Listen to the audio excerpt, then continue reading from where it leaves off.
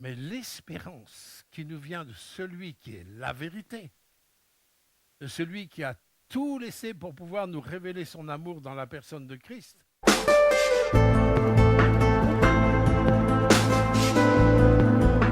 Pour recevoir les choses de Dieu. Ouais. Quand les gens courent pour venir à l'église, c'est bon signe. Hein?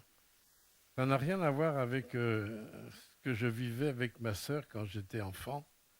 On allait, notre famille nous envoyait à la messe tous les dimanches. C'était une église qui était construite en bois. Vous savez, c'est les périodes après la guerre, tout ça. Et c'était une église qui était construite en bois avec un gros chauffage rond au milieu, avec des bancs que en bois. Mais entre le parcours de la maison de mes parents et l'église, c'était un peu compliqué avec ma sœur, aussi bien à l'aller qu'au retour. Hein. Ça n'avait pas beaucoup d'impact sur nos vies. Hein. On allait là-bas par devoir, parce que les parents disaient qu'il fallait faire. Hein. Mais j'espère qu'il n'en est pas ainsi.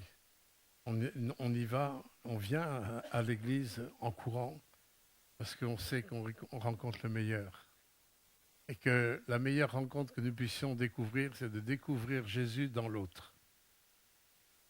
De découvrir Jésus chez mes frères et sœurs, et ne pas forcément être focalisé sur ce qui ne va pas. Parce que chez tout le monde, il y a quelque chose qui ne va pas, je vous rassure. Hein. Il n'y a pas d'exception. Chez tout le monde, il y a quelque chose qui ne va pas. Donc on ne va pas se focaliser sur ce qui ne va pas, mais on va se focaliser sur ce qui va. Et là, quelque part, seule chose qui va dans un être humain, c'est Christ. Lui, il est toujours en forme, il est toujours disponible, il est toujours dans la joie, il est toujours dans la vie. Lui, il va toujours bien, lui. Hein? Donc, vous savez, tout ça, c'est une façon de regarder. Tout ça, c'est une question de regard. Et vous savez, quand on regarde avec les yeux d'en haut, ben, on ne voit pas forcément les mêmes choses que quand on regarde avec les yeux d'en bas. Et on va parler ce matin de la façon dont l'apôtre Paul regardait les Éphésiens. Il avait une façon de regarder les Éphésiens d'une façon différente que nous, on pourrait regarder. Je pense que sa façon de regarder les Éphésiens peut vraiment nous aider à rentrer dans justement le mot d'ordre que Dieu nous a donné à travers Fabien au niveau de la paix. Et j'étais heureux d'entendre que Arnaud a relevé ça aussi ce matin, parce qu'on ne peut pas tourner la page et passer à autre chose. Surtout quand quelqu'un a une autorité, il y a l'autorité de Dieu, et que les choses ne sont pas dites au niveau des émotions, au niveau du raisonnement, mais quand c'est dit avec l'onction de Dieu, l'autorité de Dieu, c'est non négociable. Avec Dieu, c'est non négociable.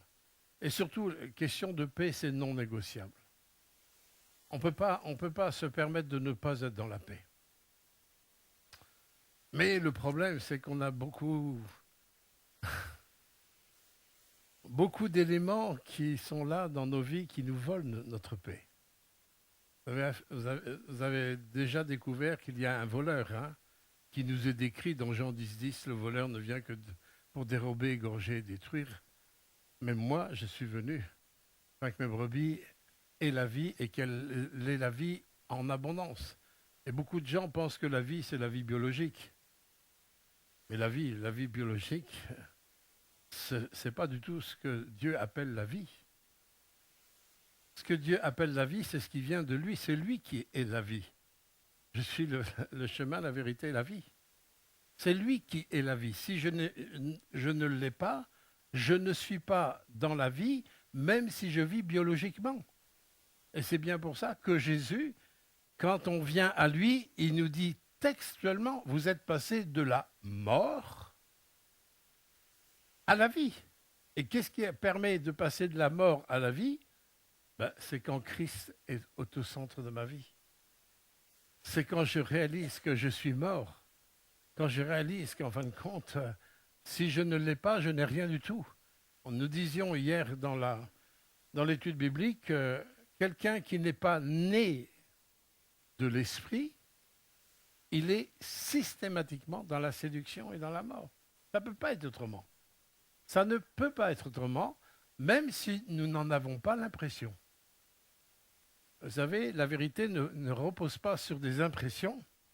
La vérité, elle repose sur la personne de Jésus et sur ce qu'il nous a communiqué. Alors, je vous avais déjà dit que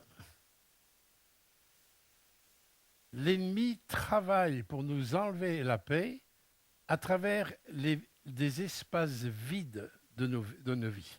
Vous vous souvenez, j'en ai déjà parlé, je crois, je ne sais plus, un mardi ou je ne sais plus.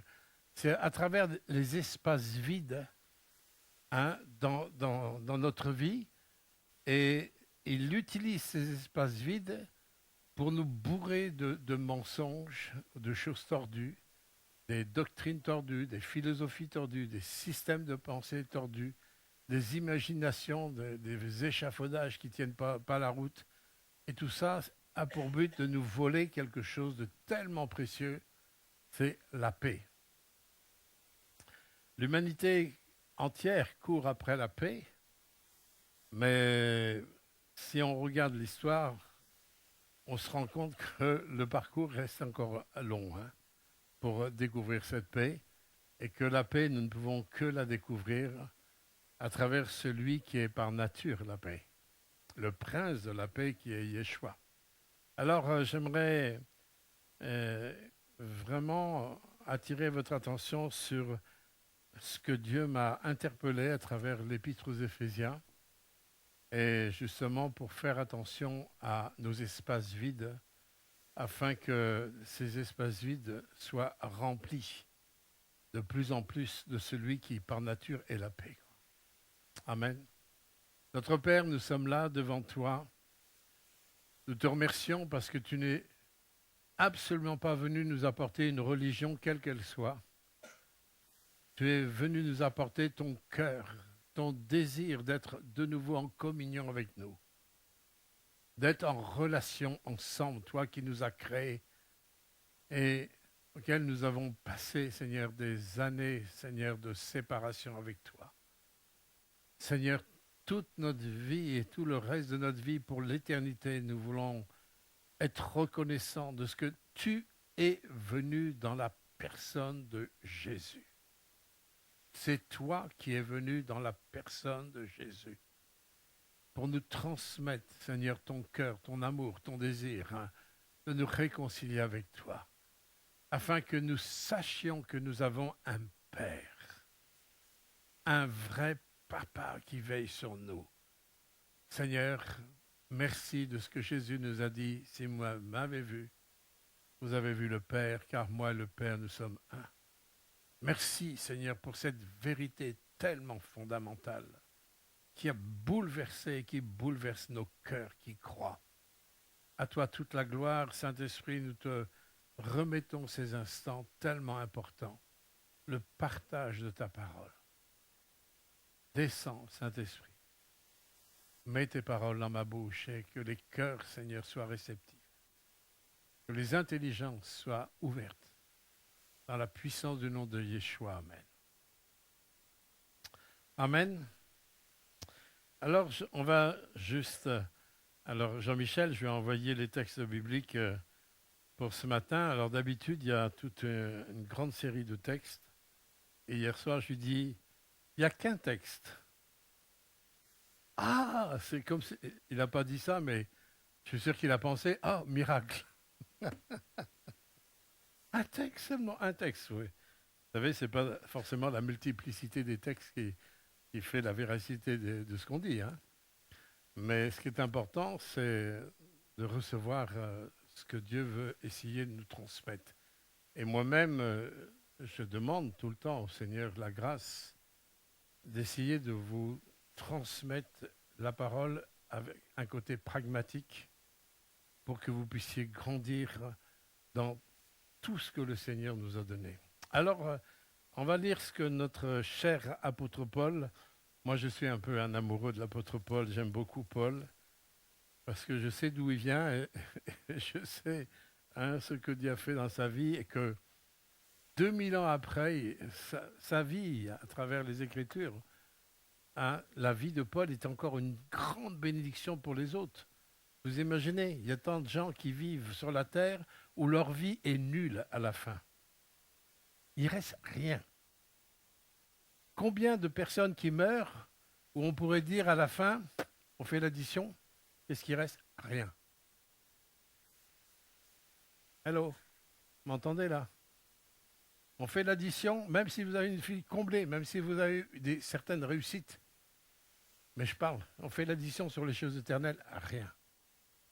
Mais quand on fait l'addition auprès des hommes de Dieu, qui ont eu la révélation de Christ vivant, qui ont lâché prise dans tous les domaines et qui ont osé faire confiance à celui qui s'est révélé à eux, waouh, on fait l'addition, on peut dire, waouh, pendant des générations, ils sont encore des bénédictions et des bénédictions pour les autres. Comprenez pourquoi j'aime Paul? Il en soit ainsi aussi pour nos vies. Alors, chapitre 1 de l'Épître aux Éphésiens. Chapitre 1, verset 1 jusqu'au verset 23. Tout chapitre 1, quoi. Paul, apôtre de Jésus-Christ, par la volonté de Dieu, aux saints qui sont à Éphèse et aux fidèles en Jésus-Christ. Regardez le souhait et la proclamation que Paul va faire pour les Éphésiens. Que la grâce et la paix vous soient données de la part de Dieu notre Père et du Seigneur Jésus-Christ. Ça, c'est une proclamation. Il ne faut pas penser que les paroles, c'est des paroles vides. Il faut que nous comprenions que chaque parole est une semence et les semences portent toujours le fruit selon leur nature. Demandez ça aux jardiniers, ils vous diront une semence de tomate ne peut pas faire pousser des radis. D'accord? Et des semences de paix font pousser la paix. Par contre, des semences de malédiction font pousser la malédiction. Il faut bien comprendre qu'il n'y a aucune parole qui soit inoffensive. Il faut que nous puissions enregistrer ça, qui est une réalité. Il suffit de regarder suffisamment les dégâts que les paroles ont pu occasionner dans la vie des gens. Mais les paroles positives aussi. Il faut bien comprendre qu'une parole positive, elle a son effet positif. Béni soit le Dieu et Père de notre Seigneur Jésus-Christ qui nous a bénis de toute bénédiction spirituelle dans les lieux célestes en Christ. En lui, Dieu nous a élus avant la fondation du monde pour que nous soyons saints, irréprochables devant lui. Il nous a prédestinés dans son amour à être des enfants d'adoption par Jésus-Christ, selon le bon plaisir de sa volonté pour célébrer la gloire de sa grâce, dont il nous a favorisés dans le bien-aimé. En lui, écoutez bien cette série de « En lui ». En lui, nous avons la rédemption par son sang, le pardon de nos péchés selon les richesses de sa grâce que Dieu a répandue abondamment sur nous par toute espèce de sagesse et d'intelligence. Il nous a fait connaître le mystère de sa volonté selon le bienveillant dessein. Son bienveillant dessein qu'il a formé en lui-même pour le mettre à exécution lorsque les temps seraient accomplis de réunir toutes choses en Christ, celles qui sont dans les cieux et celles qui sont sur la terre. En lui, nous sommes aussi devenus héritiers, ayant été prédestinés, suivant le plan de celui qui opère toutes choses d'après le conseil de sa volonté, afin que nous servions à célébrer sa gloire, nous qui d'avance avons espéré en Christ. En lui, vous aussi, après avoir entendu la parole de vérité, l'évangile de notre salut, en lui, vous avez cru et vous avez été scellés du Saint-Esprit qui avait été promis, lequel est un gage de notre héritage pour la rédemption de ce que Dieu s'est acquis pour célébrer sa gloire. C'est pourquoi, moi aussi. Alors, je vais attirer un petit peu votre attention sur ce que Paul, après avoir énuméré tout ça, votre attention sur ce qu'il dit. C'est pourquoi, ayant entendu parler de votre foi et au Seigneur Jésus-Christ et de votre amour pour tous les saints, Je ne cesse de rendre grâce pour vous. On pourrait mettre là un point final. Parce que quand on voit que les Éphésiens, ils sont remplis d'amour pour les croyants, qu'il a entendu parler de la foi des Éphésiens, on pourrait dire on rend grâce à Dieu, point final. Quoi rajouter de plus à ça? Quand vous avez des chrétiens qui sont à la fois dans la foi et en plus qui manifestent leur foi en aimant les croyants, on pourrait dire mais qu'est-ce qu'on peut rajouter de plus à ça? Et vous voyez, si on s'arrête à ça, on pourrait dire, là, on voit d'une façon humaine qu'il y a des chrétiens qui sont capables d'être dans la foi et qui sont capables de transmettre leur amour pour les autres. Et on pourrait dire, c'est point final. Si on a un regard simplement humain, on peut dire, bon, basta, c'est bon. Je vous ai parlé du regard tout à l'heure au départ.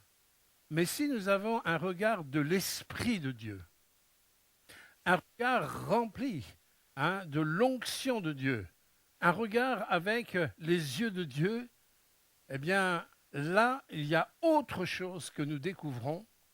Et c'est pour ça que l'apôtre Paul, lui, ne met pas un point final. Il va non seulement rendre grâce à Dieu, mais il a une intercession spécialement pour les Éphésiens. On pourrait dire, mais à quoi bon d'intercéder pour eux? Ils sont parfaits, ces Éphésiens. Et regardez l'intercession de l'apôtre Paul. Je ne cesse de rendre grâce à Dieu. Je fais mention de vous dans mes prières.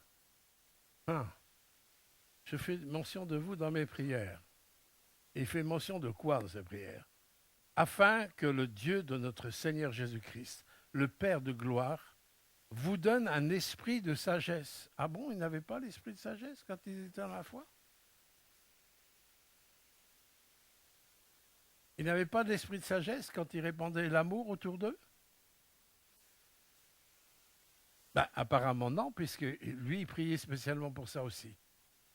Il priait sans cesse. Ça veut dire que les Éphésiens étaient à un niveau de foi et un niveau d'amour, mais le regard dans l'esprit de l'apôtre Paul, il voyait le manque de ces chrétiens qui fonctionnaient bien.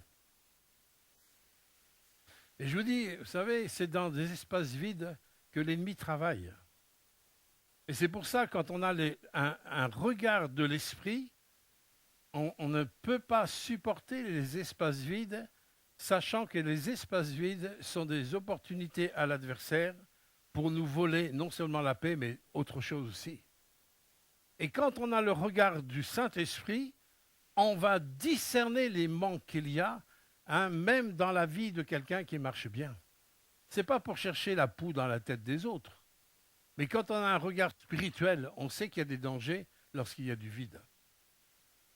Parce que quand il y a du vide, il n'y a que deux possibilités. Soit ce vide, je vais le remplir des choses qui viennent d'en haut, et c'est bien pour ça que l'apôtre Paul devient un fervent intercesseur pour les Éphésiens, afin que même s'ils sont dans la foi, même s'ils accomplissent leur amour pour les croyants, ils ont besoin de grandir à une autre dimension pour qu'ils soient vraiment des personnes inébranlables. Comprenez ça? Il ne faut surtout pas, et d'ailleurs même le Seigneur dit, que celui qui est debout prenne garde de tomber. Et pourtant, il est debout. Pour dire il est debout, bon c'est bon, il est debout, c'est bon, basta. Non, non, c'est pas parce que tu es debout que tu ne peux pas chuter. Et c'est pas parce que tu es debout que tu es arrivé. Parce que nous sommes dans une marche et nous sommes dans une course. Et quelque part, je dirais, jusqu'à notre dernier souffle, nous ne sommes jamais arrivés. C'est le jour où le Seigneur va nous reprendre, alors là, on aura déjà fini notre souffle et notre parcours. Et nos œuvres nous suivront. Vous comprenez ça? Mais il est important de comprendre, surtout à l'heure actuelle, et c'est bien pour ça que Dieu veut insister dans le domaine de la paix. Est-ce que nous sommes dans la paix ensemble? Est-ce qu'il n'y a rien dans nos pensées qui soit entretenu pour mettre des cloisonnements, des séparations? Parce que si c'est ainsi, c'est sûr que là, il faut que le Seigneur révèle le fond des cœurs. Et je pense que l'intervention qu'il y a eu l'autre mardi avec Fabien, que Dieu nous a parlé avec son autorité, hein, de mettre au clair des pensées négatives qu'il pourrait y avoir les uns sur les autres, pour que ça soit non seulement clarifié, mais que nous puissions aller beaucoup plus loin. Alors l'apôtre Paul, lui, il ne cessait de prier, hein, pour que ces chrétiens qui marchent bien, qui sont dans la foi, qui sont dans l'amour, donc ils marchent bien, mais il leur manque quelque chose. Il y a encore des choses qu'ils ont besoin de découvrir, afin que le Dieu de notre Seigneur Jésus-Christ, le Père de gloire, vous donne un esprit de sagesse et de révélation dans sa connaissance. On pourrait dire que c'est tout ce qu'ils ont besoin. Non, non. En plus, qu'il illumine les yeux de votre cœur. Ah bon, je ne savais pas que moi, normalement, mes yeux sont dans ma tête, moi. Mais là, il est question des yeux du cœur. Beaucoup de personnes ne savent pas qu'ils ont des yeux dans le cœur. Comment les yeux intérieurs voient les choses de ta vie? Et je dirais quelque part, on pourrait se dire, mais les yeux de notre cœur, ça se trouve où? Moi, je crois que les yeux de notre cœur se trouvent dans notre conscience. Notre conscience, c'est la piste d'atterrissage pour entendre la voix de Dieu. Et pourquoi je parle de notre conscience? Parce que c'est notre conscience qui perçoit ce que l'œil naturel ne perçoit pas. Et en plus, parce que dans notre conscience, même dans les incroyants, il y a des règles de valeur au niveau du bien et du mal qui correspondent aux 10 commandements. Qui est-ce qui a mis ça dans la conscience même des incroyants? Alors après, les incroyants étouffent leur conscience. Et après, une fois qu'on l'a tellement étouffé, bien sûr, non seulement on n'entend plus rien, mais en plus on ne voit plus rien. C'est comme si on fermait les yeux de notre cœur. Et ça, c'est quelque chose absolument d'important. Et là, le même apôtre Paul, il dit, certains ont négligé de purifier quoi? Leur conscience. Est-ce que je purifie ma conscience? Est-ce que c'est un souci? Malgré que je fais les choses bien, je peux être dans la foi. Je peux aussi manifester mon amour pour les frères. Mais est-ce que j'ai conscience que j'ai aussi des yeux intérieurs qui ont besoin d'avoir le regard de Dieu pour voir, hein, pour éliminer mon cœur, grandir dans la connaissance de Christ? Est-ce que je prends conscience que les yeux de mon cœur ont besoin d'être, hein, avoir du collyre intérieur? Et l'apôtre Paul était conscient que même si ces chrétiens marchaient bien, il fallait qu'ils fassent attention. Pourquoi? Parce que tout chrétien intègre, il est forcément dans une guerre. Tout chrétien intègre, toute personne qui veut marcher avec Christ, avec intégrité, forcément, il est la cible de l'adversaire.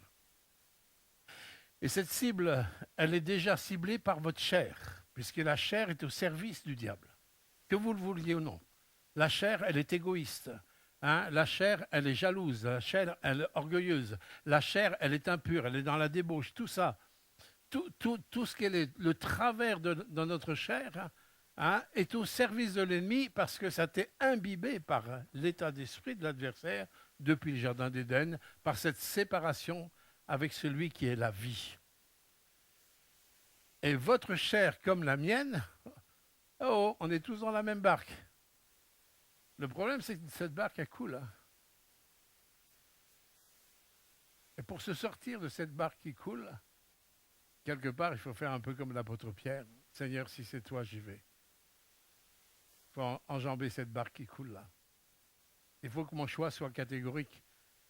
Il faut arrêter maintenant d'avoir un christianisme qui est religieux, qui est humain, qui est charnel. On ne se rend pas compte qu'on va avoir des comptes à rendre avec celui qui nous a créés. On ne se rend pas compte que lorsque Dieu nous demande de mettre de l'ordre dans notre vie, que c'est absolument nécessaire et c'est non négociable. Alors bien sûr qu'on a le libre choix. Bien sûr qu'on a le libre choix. Bien sûr que personne n'est obligé. Mais le jour du jugement éternel, le jour où je vais être confronté à Dieu, Je ne pourrais pas dire aucun reproche à Dieu. Ah, je ne savais pas.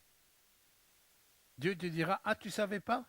Pourtant, ma gloire se manifeste dans la nature. Tu ne savais pas? J'ai placé ma loi dans ta conscience. Tu ne savais pas? Je t'ai mis dans un contexte où tu as entendu ma parole, ma grâce, où des gens ont prié pour toi. Tu ne savais pas? On n'a aucune excuse, mes bien-aimés. On n'aura aucune excuse. Et c'est pour ça que le souci d'un père spirituel comme l'apôtre Paul, il ne peut pas simplement se satisfaire de choses positives extérieures. Même, il ne faut pas toucher à ça, il ne faut pas détruire ça, vous comprenez? Ça, ce n'est pas à remettre en question. Mais on ne peut pas se satisfaire simplement de ça, parce que nous sommes dans une guerre spirituelle, il y a des combats spirituels, et il nous faut être conscient que on ne peut pas se satisfaire de l'extérieur parce qu'il y a des terrains minés partout. Et il nous faut être conscient que nous avons besoin de grandir dans la connaissance de Christ. Moi, je suis un peu étonné que quand on apporte même des études bibliques, surtout sur la démonologie, qui va aider à discerner les choses, à grandir dans la connaissance de la parole, qu'il y a très peu de personnes qui regardent. Non seulement qui viennent, mais qui regardent même au site. Vous savez, on sait exactement le nombre de personnes qui regardent au niveau des vues. Ça veut dire qu'ils sont pas intéressés. Ils ne sont pas intéressés en ayant des éléments pour grandir, non seulement dans la connaissance de la parole, et grandir dans la connaissance aussi du discernement, pour être des soldats de Jésus-Christ. Vous savez, quand on est enrôlé dans une armée, moi j'ai fait mon armée en 1974. Eh bien, le jour que j'ai franchi la barrière de la caserne, je suis rentré dans un autre monde qui n'était pas du tout mon monde. Moi, ayant mon père, capitaine de réserve, un parachutiste qui avait fait la Deuxième Guerre mondiale, il avait fait de moi un antimilitariste. Heureusement que juste avant l'armée, je me suis converti. Heureusement, merci Seigneur. Merci Seigneur. Parce que je pense que j'aurais passé pas mal de temps au trou. Mais à l'armée, j'ai passé mon temps à témoigner de Jésus. Et j'ai amené des militaires au Seigneur. Vous voyez, mais quand on est enrôlé dans l'armée, il faut bien comprendre, on ne s'appartient plus. On appartient au corps d'armée. Qui est-ce qui a autorité sur nos vies? C'est le ministère des armées. Avec les généraux, les colonels, les commandants, les capitaines, etc. C'est eux qui ont autorité sur notre vie. C'est eux qui décident de votre heure de sommeil. C'est eux qui décident de la façon dont vous allez être habillé. C'est eux qui décident de votre emploi du temps. C'est eux qui décident, en fin de compte, ce que vous devez apprendre ou ne pas apprendre. Et ils décident en fonction de soi, en fonction de quoi? En fonction des plans militaires qu'il y a pour la défense d'une nation. Allô? On le conçoit bien sur le plan militaire. Mais la Bible compare aussi l'Église à une armée. L'Église est comparée à une armée. Et c'est pour ça que même l'apôtre Paul va dire à Timothée, souffre avec moi comme un bon soldat de Jésus-Christ. Il est question de soldat de Jésus-Christ. Et nous, on n'a aucune notion qu'on est un soldat de Jésus-Christ. On est des chrétiens, on se fait du bien à l'Église, on est aimé à l'Église, on est béni à l'Église, on est bien entouré à l'Église, on vit de bonnes choses à l'Église. Pourquoi aller plus loin? Pourquoi franchir une barque où on va marcher sur des eaux instables? Le pourquoi et la réponse, c'est tout simple. C'est parce que le Maître nous a appelés. Le pourquoi, c'est tout simple. Est-ce que tu te sens appelé par Christ? Personne n'est appelé à vivre une religion du dimanche matin. Personne. Personne. Ce n'est pas ce que Jésus veut. Mais nous sommes appelés à être des soldats de Jésus-Christ. Et pour être un soldat de Jésus-Christ, j'ai besoin de lui livrer ma vie, de lui donner ma vie, de choisir qu'il devienne non seulement mon sauveur, c'est déjà une première étape, mais la deuxième étape, qu'il soit le Seigneur. Sinon, il y a des chants que je ne peux même pas chanter. Hein. Il y a des chants que je ne peux absolument pas chanter.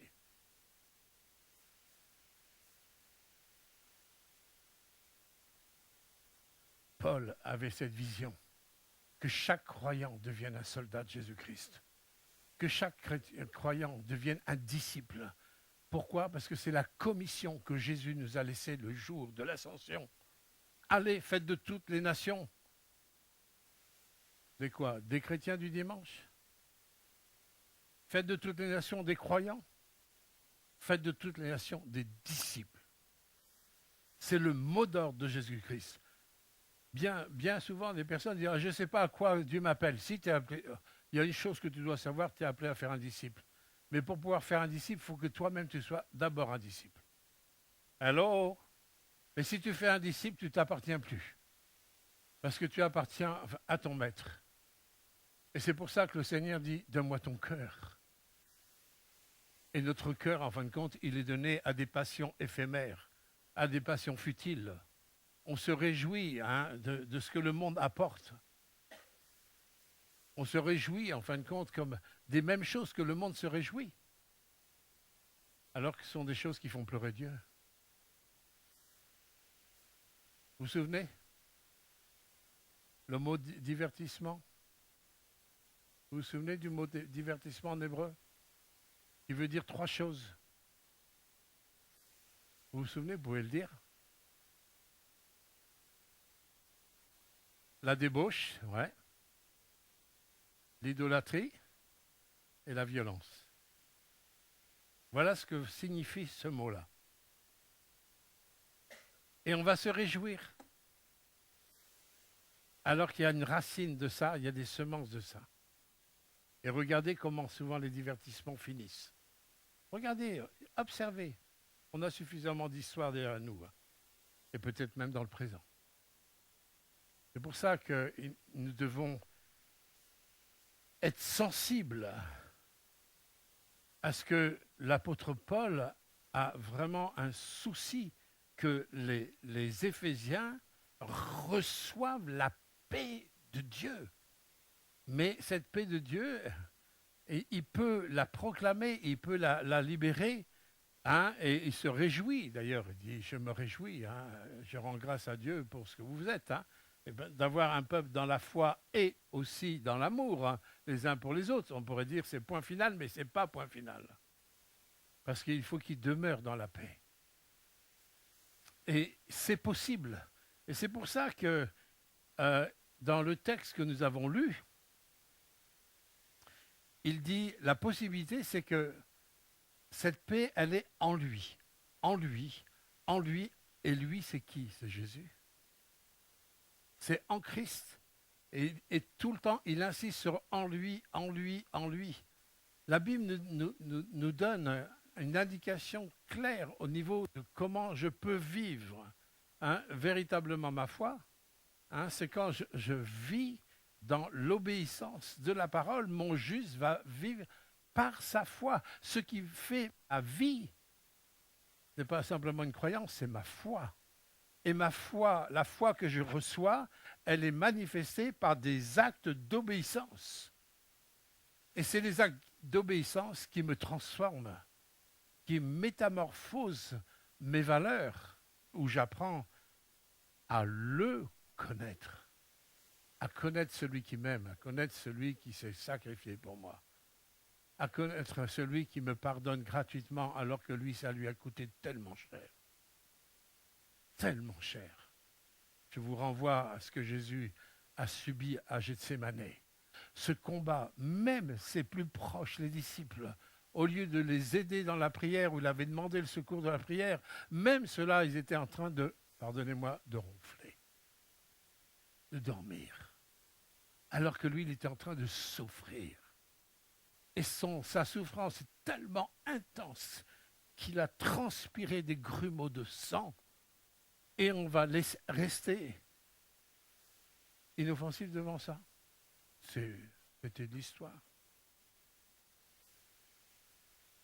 J'ai besoin d'avoir un regard sur ce que lui, il m'a donné quand il me donne tout gratuitement. Il n'y a rien qui ne lui a pas coûté. Mon cœur a besoin d'être sensibilisé par le don de Jésus-Christ. Et je ne peux pas simplement me contenter, oui, j'ai ma foi, je crois, merci Seigneur, hein, je bénis les frères et sœurs, tout ça c'est bien, il ne faut pas remettre en question ça, surtout pas, hein. Mais ce n'est pas suffisant, mes bien-aimés. Ce n'est pas suffisant du tout. Et c'est pour ça que quelqu'un qui a une perspective de l'esprit, comme Paul, dit oui, moi je veux libérer la paix sur vous, que la paix vous soit donnée de la part de Jésus-Christ notre Seigneur. Alors, il intercède. Je continue son intercession parce que ce n'est pas fini. Afin que le Dieu de notre Père Jésus-Christ, ça on l'a lu, pardonnez-moi, je retrouve la révélation de la connaissance qui illumine les yeux de vos cœurs pour que vous sachiez quelle est l'espérance qui s'attache à son appel. Vous savez, bien souvent, il y a des chrétiens, ils ne savent même pas qu'est-ce qui est attaché à ton appel. Qu'est-ce qui est attaché à ton appel? Et là, l'apôtre Paul dit, il faut que vous sachiez qu'est-ce qui est rattaché à votre appel. Et il y a quelque chose d'incroyable. Avec ce mot incroyable, c'est l'espérance. On n'a pas une petite phrase comme ça en français qui dit « l'espoir fait vivre ». Tant de gens ont des espérances faussées. Tant de gens ont de l'espérance trompée. Tant de gens sont dans des espérances illusoires. Mais l'espérance qui nous vient de celui qui est la vérité, de celui qui a tout laissé pour pouvoir nous révéler son amour dans la personne de Christ, dans celui qui est par nature vérité, qui ne peut pas nous mentir. Ça, c'est une espérance qui est au-delà de toute espérance que nous pouvons imaginer. C'est une espérance qui ne trompe pas. Et quand Dieu nous donne l'espérance du pardon de nos péchés, l'espérance de ce qui est tout est réglé avec lui, lui et nous, c'est pour ça qu'il y a quelque chose qui résonne dans ceux qui croient vraiment. Et ce qui résonne dans le fond de notre cœur, c'est cet écho de Abba, Père, Papa. Vous imaginez que Dieu se fait papa. Et Jésus, dans Matthieu 6, s'est dit, mais quand vous vous adressez à mon Père, notre Père, ce n'est pas n'importe quel Père. C'est un Père qui est dans les cieux. Et un Père qui est dans les cieux, on pourrait dire c'est abstrait. Non, ce n'est pas abstrait. Puisqu'il est venu dans le concret, dans la personne de Jésus. Et c'est pour ça que Jésus, il a dit, celui qui m'a vu, il a vu le Père, et moi et le Père, je suis un. Si vous ne croyez pas à travers ce que je dis, au moins croyez à travers les œuvres du Père. Il a ressuscité des morts, il a guéri des paralytiques, il a ouvert les yeux des aveugles, il a multiplié les pains et les poissons, il a fait des pêches miraculeuses pour les apôtres, il a pardonné l'impardonnable. Ça, c'est le cœur du Père. Ça, c'est le cœur du Père. On continue? Savoir qu'est-ce qui est attaché à votre appel. Quelle est la richesse de la gloire de son héritage qu'il réserve aux saints? Les saints, ce sont ceux qui croient, ceux qui ont leur vie à part pour Dieu. C'est ça, les saints. Et quelle est envers nous qui croyons l'infinie grandeur de sa puissance, se manifestant avec efficacité par la vertu de sa force. Il l'a déployé en Christ, en le ressuscitant des morts, en le faisant asseoir à la droite dans les lieux célestes, au-dessus de toute domination, de toute autorité, de toute puissance, de toute dignité et de tout nom qui peut se nommer, non seulement dans ce siècle présent, mais encore dans les siècles à venir. Il a tout mis sous ses pieds.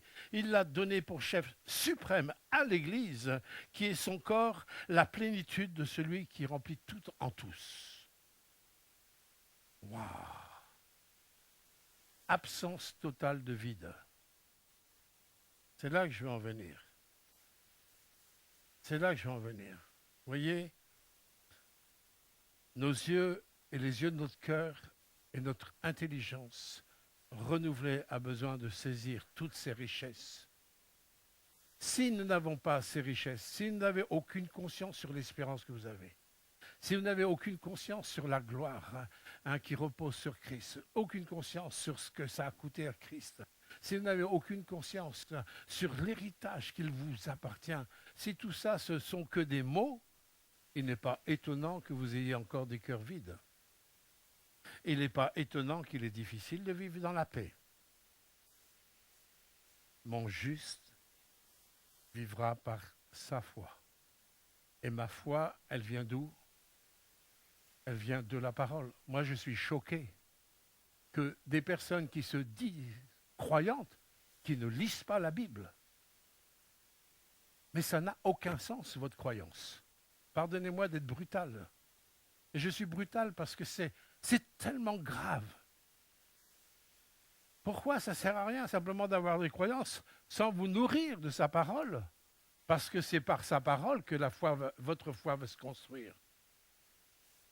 Comment s'est construite ma foi? Est-ce que ma foi s'est construite simplement le jour où j'ai rencontré en 1973 Jésus-Christ dans ma chambre à 19 ans? Est-ce que ma foi s'est construite là? Non, là, c'est une étincelle. C'est une porte qui s'est ouverte sur Christ est vraiment vivant. Christ est ressuscité. Christ me pardonne. Christ m'aime au-delà de tout. C'est une étincelle. Mais ma foi ne s'est pas construite là. Elle s'est construite par l'apport et l'apport et l'apport et l'apport de sa parole dans ma vie. Quand j'ai dit non à ce qui appartenait à mon ancienne vie et quand je lui dis oui de ce qui appartenait à sa vie, petit à petit, pierre par pierre, le temple se bâtit. Une maison se bâtit. Une maison se bâtit avec des pierres imbibées de sa vie, imbibées de son amour, imbibées de sa grâce. Et c'est pour ça que dès qu'il arrive quelque chose qui vous ébranle dans le quotidien, parfois, c'est comme si tout était ébranlé, quoi. Mais notre foi ne peut pas être ébranlée comme ça, mes bien-aimés. Vous pensez que notre foi avec Mireille est ébranlée à travers les difficultés qu'on traverse au niveau de sa santé? Que ce soit difficile? Oui. C'est difficile. Ça fait 3 fois qu'elle ne peut même pas venir au culte. Et elle ne peut plus sortir. Que ce soit difficile, oui. On va pas se leurrer. C'est difficile. Est-ce que notre foi est ébranlée? Non. Est-ce que sa foi a été ébranlée? Non. Sa foi n'est pas ébranlée. Est-ce qu'on comprend tout? Non. On ne comprend pas tout. Est-ce que ça remet en doute notre relation avec Dieu? Non. Vous voyez la différence? Vous voyez la différence? Alors, le fait qu'on ne comprenne pas, le fait qu'on a des interrogations, mais on se souvient, qu'est-ce qu'on fait? On se souvient de dire, ah Seigneur, un jour tu as donné une parole, un jour tu as dit ça, un jour tu as dit ça. Seigneur, toi tu ne peux pas mentir, mais Dieu n'a jamais dit quand les choses vont se faire. Dieu avait promis un sauveur depuis le jardin d'Éden. Hein.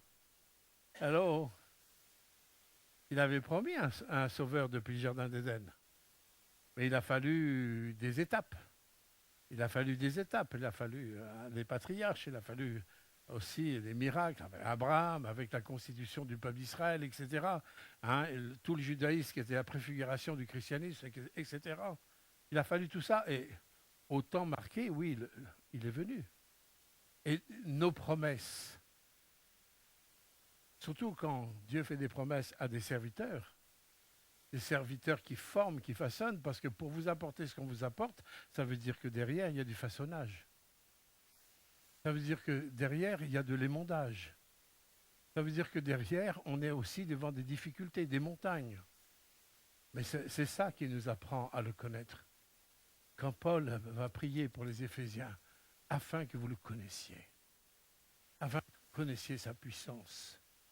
Hein, des gens qui ont la foi et des gens qui manifestent l'amour, afin que vous puissiez discerner, afin que vous puissiez découvrir la richesse de votre héritage, afin que vous puissiez découvrir l'espérance qui est attachée à votre appel. Vous voyez qu'il y a d'autres dimensions, mes bien-aimés. Un soldat qui est formé comme soldat, il commence comme un deuxième classe, comme moi j'étais deuxième classe. J'ai jamais si j'étais première classe, je ne sais même pas pourquoi, mais c'est tout. Mais j'ai jamais été plus loin. Mais il y en a qui vont plus loin. Hein? Ils vont faire l'école des sous-offres. Après, ils peuvent faire l'école des officiers, etc., etc. Mais ce que apprend un officier, ça n'a rien à voir avec ce qu'a appris un soldat au départ. Et pourtant, au départ, peut-être le soldat, il était clean, très bien. Mais il a voulu aller plus loin dans le domaine de son armée pour devenir un officier. Et l'Église a besoin d'officiers. L'Église a besoin de femmes et d'hommes. Dire, Seigneur, ma vie, elle a été donnée, je veux être ce soldat.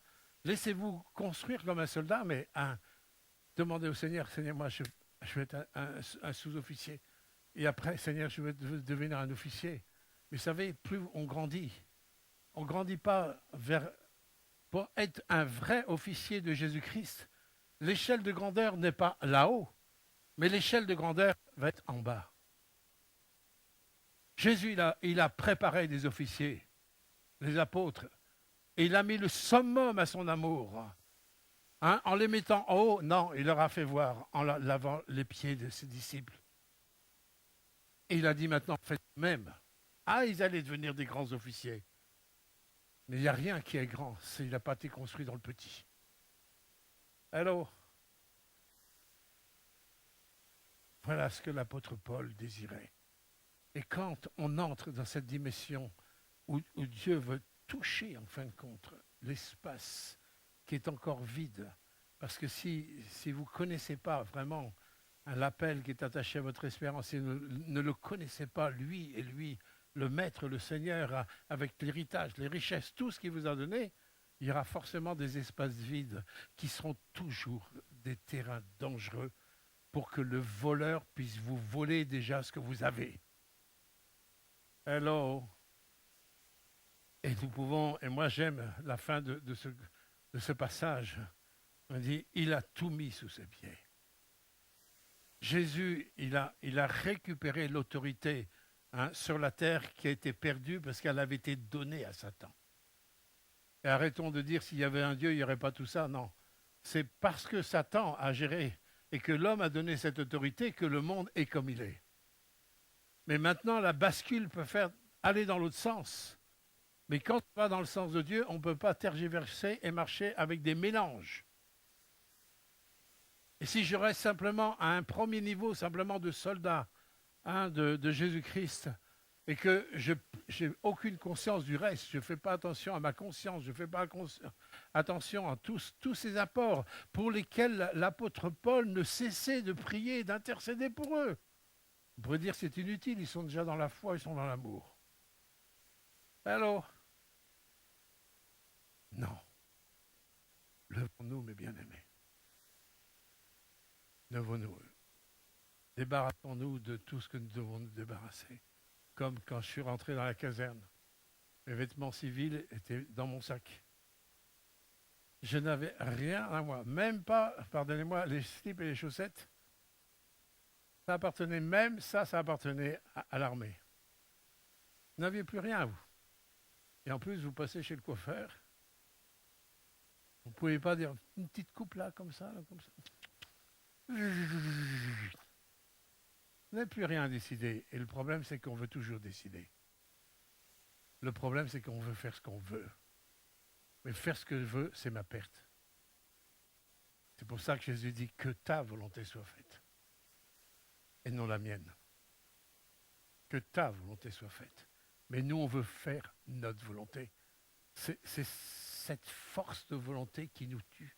C'est cette force de volonté qui nous aveugle son amour, qui nous prive de sa présence. Alors, ça ne veut pas dire qu'il n'est pas présent, parce qu'il est présent, mais comme il est un gentleman, il ne rentrera jamais dans des portes qui sont fermées.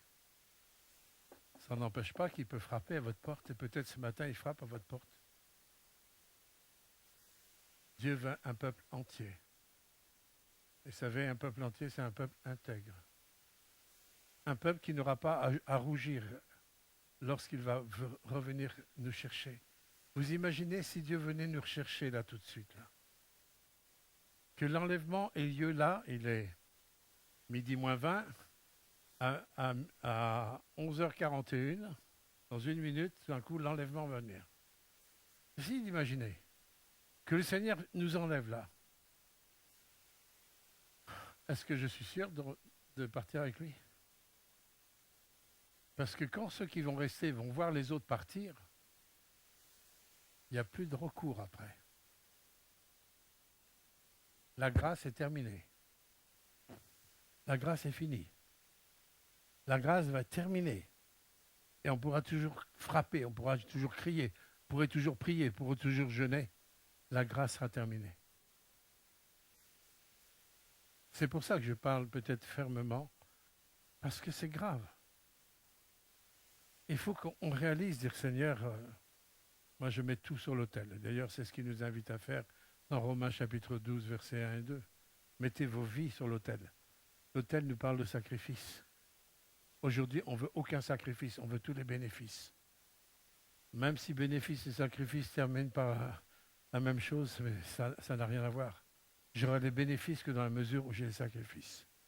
Hein, Jésus s'est suscité un corps, parce que lui, il a donné le sien. Et nous, on veut les bénéfices, mais sans sacrifice. Vous n'aurez aucun bénéfice si votre vie n'est pas donnée. Vous n'aurez aucun bénéfice si vous n'acceptez pas de lâcher prise. Si vous ne reconnaissez pas, en fin de compte, que vous préférez vivre et penser en fonction de vous-même, plutôt que vivre et penser en fonction de lui. Je ne veux pas vous tromper. Hein. On est libre, on est libre de choisir. Mais une chose qui est certaine, pour recevoir et vivre cette dimension de paix, quand je lui ai tout donné, quand je réalise l'appel qui est rattaché à mon espérance, l'espérance qui est rattachée à mon appel plutôt, quand je réalise aussi les richesses que Dieu m'a données dans la personne de Christ, et quand je réalise que Christ, il a toute autorité dans le ciel et sur la terre, et que c'est lui et lui seul qui est capable de remplir tout en tous. La plupart, écoutez-moi bien, et je vous parle vraiment à cœur ouvert, hein, la plupart des problèmes, et des fois des problèmes graves, parfois dans les couples,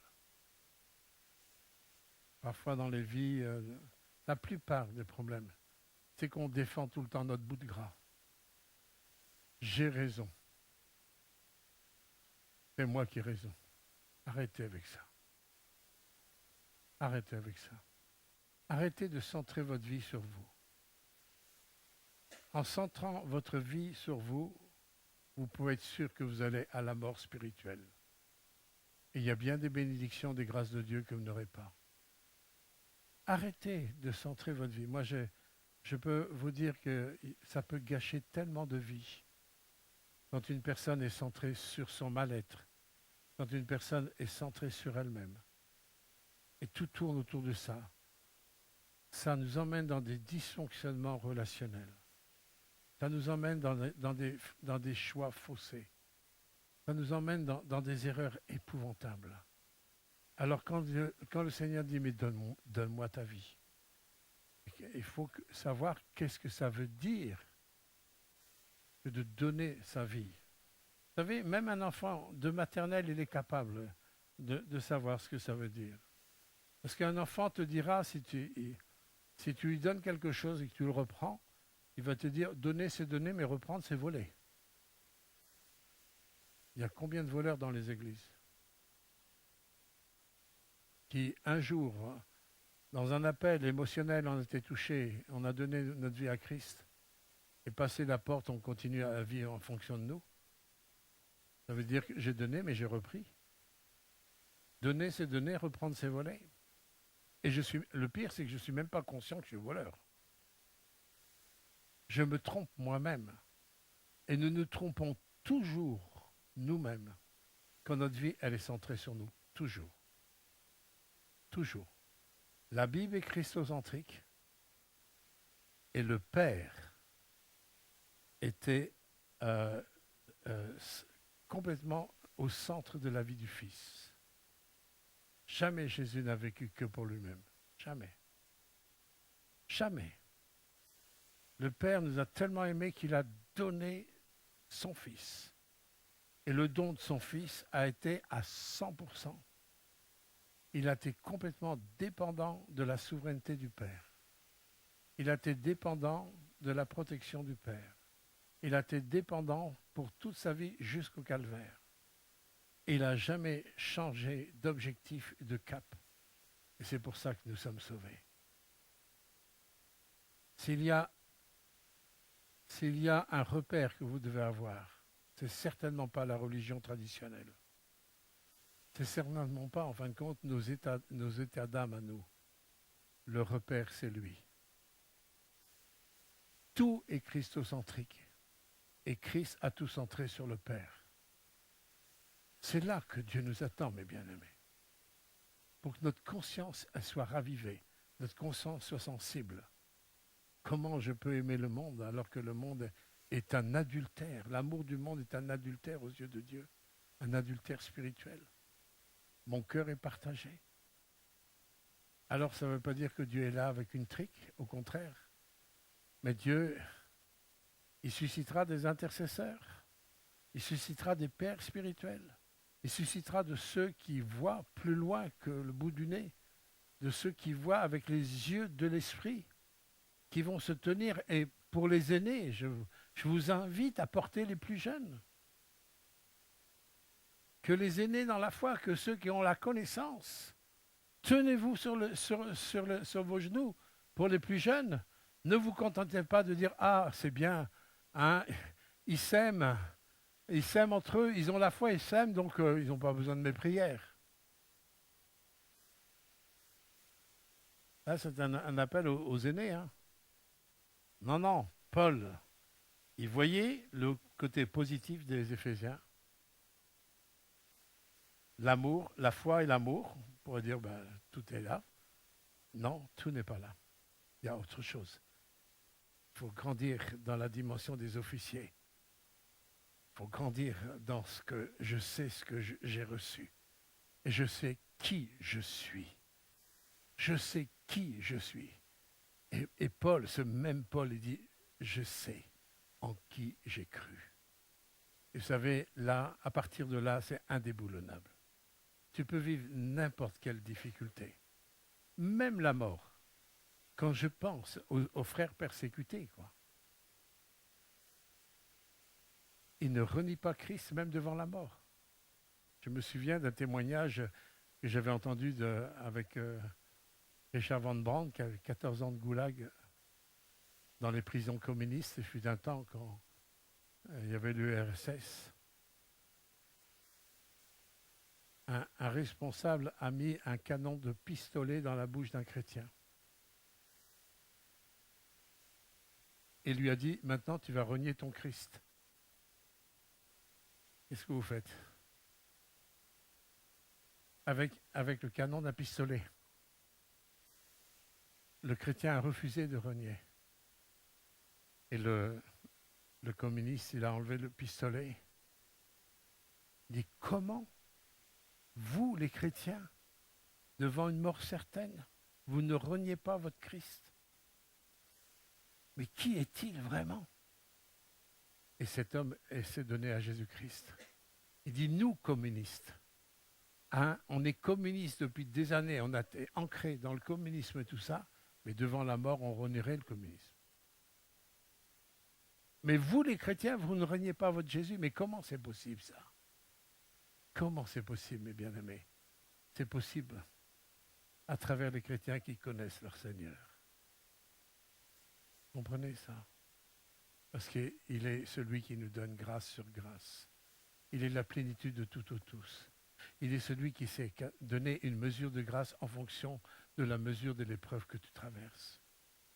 Il est dans ton présent, il est présent dans ton présent. Et s'il est présent dans ton présent, il est ta force, il est ta joie, il est ta paix. Et rien ne peut te voler ça. Quand tu vis avec cette plénitude, tu vis avec un cœur qui est centré sur sa personne. Et c'est pour ça que c'est inadmissible que l'Église ne soit pas en paix. ce n'est pas concevable.